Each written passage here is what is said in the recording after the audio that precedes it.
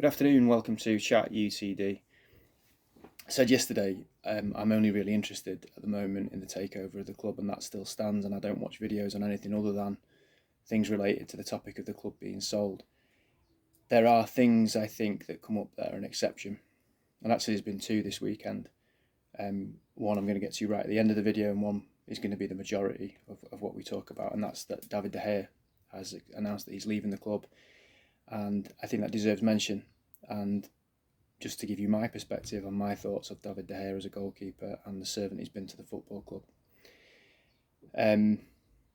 I don't normally lose any sleep or bat an eyelid when a player leaves United these days, because players that have left over the last few years are just a representation and a symbol of the failure that we've had of mediocre players, of players who shouldn't have ever been there in the first place or have had a half decent career and they've left. The majority of players that have left United in the last 5 or 6 years have had little or no impact on me as a fan. De Gea is probably the last of a dying breed in that he has had an impact on me as a fan, because his standards for probably 8 years were higher than anybody else in the team. He set the standard, he set an example. If other people did their job as well as he did his, then we would have won a lot more, even in a Glazer-run football club. He strikes me as being a very a good lad. I think the Watford game when Solskjaer got sacked, I'm pretty sure it was him that came out and was just very, very real, very blunt, very honest, and almost spoke a bit like a fan, really. I think he's taken on a bit of that Mancunian attitude, which I really like.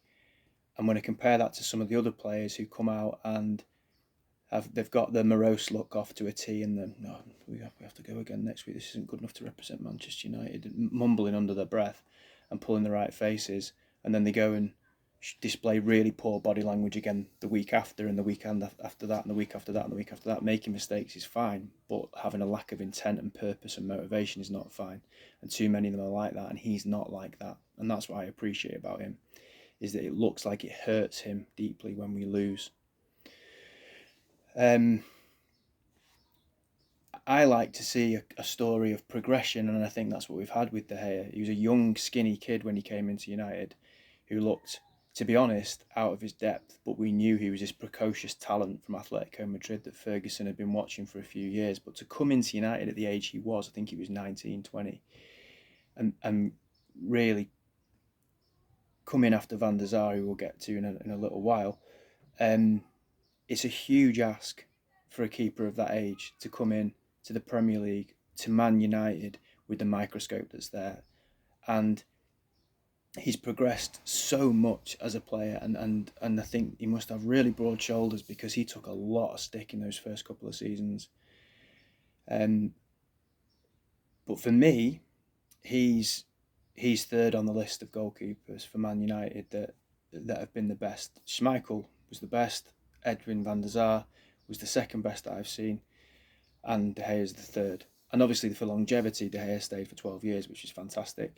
I think Schmeichel stayed for 8 and Edwin stayed for 4 or 5. But in terms of quality and impact, I think it'd be Schmeichel, Edwin, and David De Gea. He made saves, and it was probably more so perhaps in I'm trying to think, perhaps the Van Gaal era, that when I would watch it in the pub or whatever, I'd be thinking, I can't believe he's just saved that. You know, it was, I'd celebrate his saves like I'd celebrate a goal, because you are rubbing your eyes as if to say, I can't believe he's just saved that. Like, that's ridiculous that he's just saved that. And he did that up until last season. There's a few times last season where he made a save where he just like, have I really just watched that?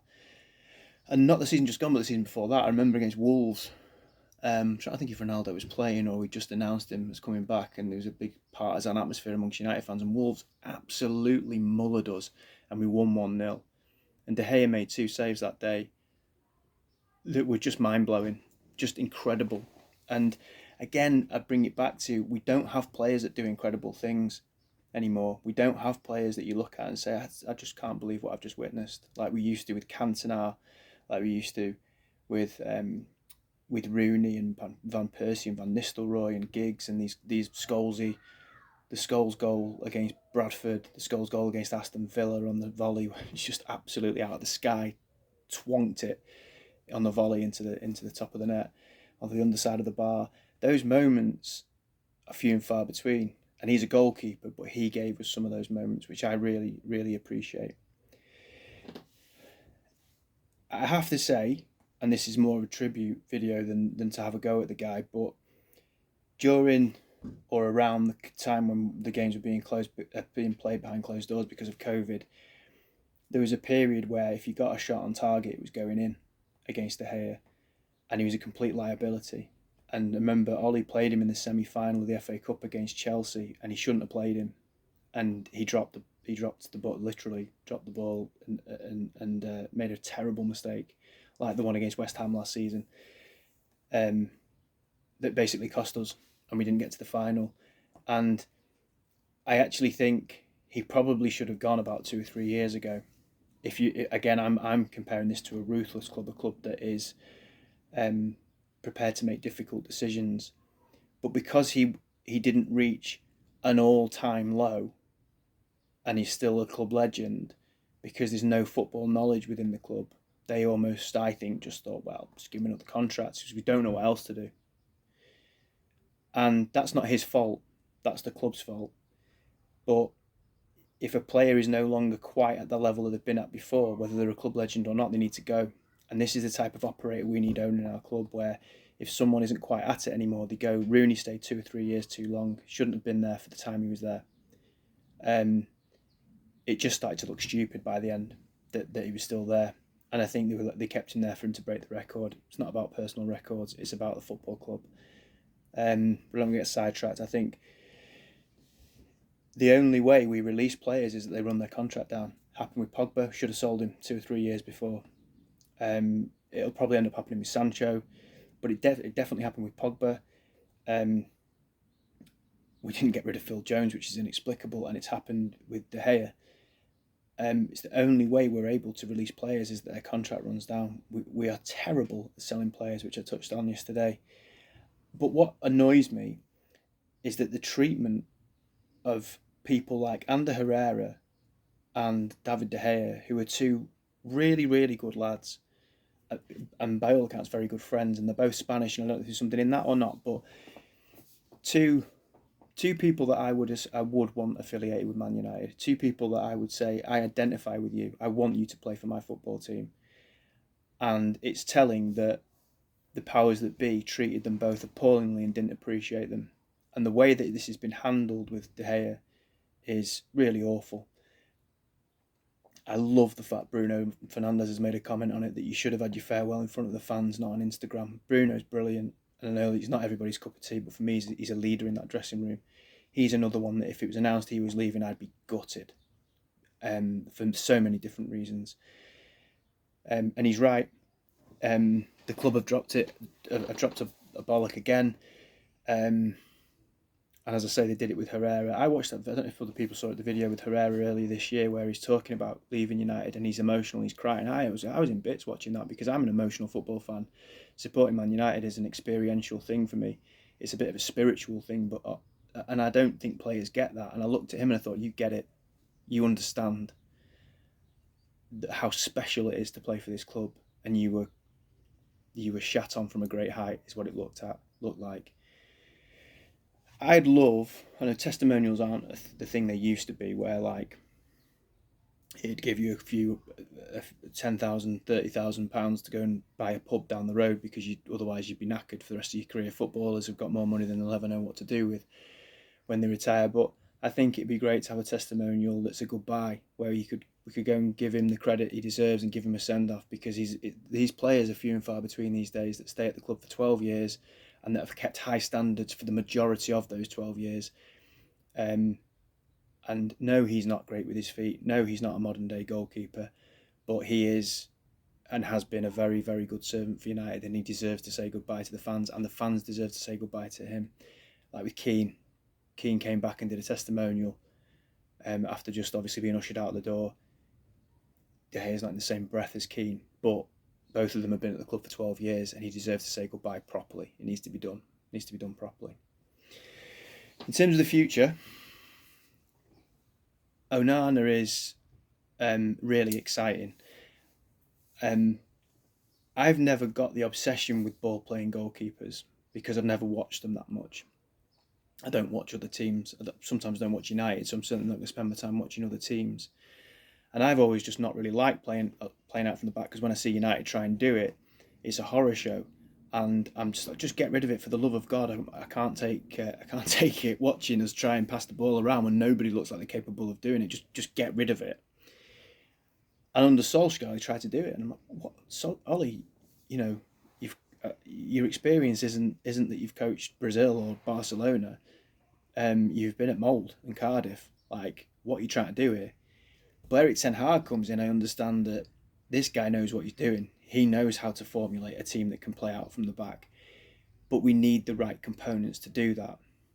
But I've always not really got the whole ball playing goalkeeper thing because we haven't got one.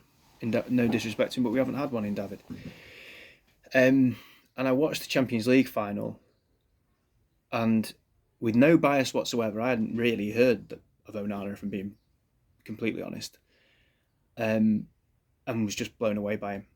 I was just like, this guy's brilliant. I loved him.